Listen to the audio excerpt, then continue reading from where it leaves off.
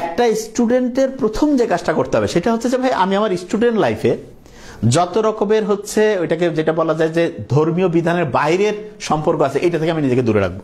তার মানে কোন রকমের হচ্ছে ধর্মীয় বিধানের বাইরে এই যে ছেলে মেয়েদের যে পারস্পরিক হচ্ছে যে এই যে সম্পর্ক এইটা থেকে দূরে রাখবো। এবং এটা খুব ইম্পর্টেন্ট। আমরা দেখছি আমরা যখন হচ্ছে কলেজে পড়তাম আমাদের সময় তো মোবাইল টোবাইল ছিল না।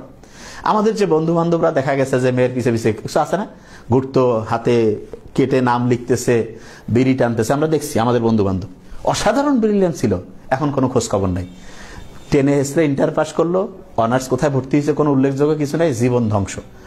দেখলে বুঝার বুদ্ধি নেই যে আমাদের ফ্রেন্ড ছিল, কিন্তু বাস্তবতা তো ওগুলোর কি ব্রেন ছিল না ছিল? ধ্বংস হইলো কি কারণে?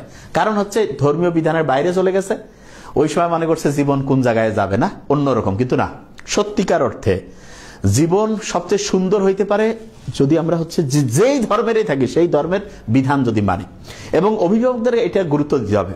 কিন্তু অভিভাবকদের আসলে দোষ কেন আমি দেই না, কেননা অভিভাবকরা দেখতেছে যে ও একটা স্টুডেন্ট তো খুব ভালো রেজাল্ট করছে, ওর তো অ্যাফেয়ার ছিল, ও আর একটা স্টুডেন্ট এই জায়গায় চান্স পেয়ে চড়ছিল, এটা সমস্যা না।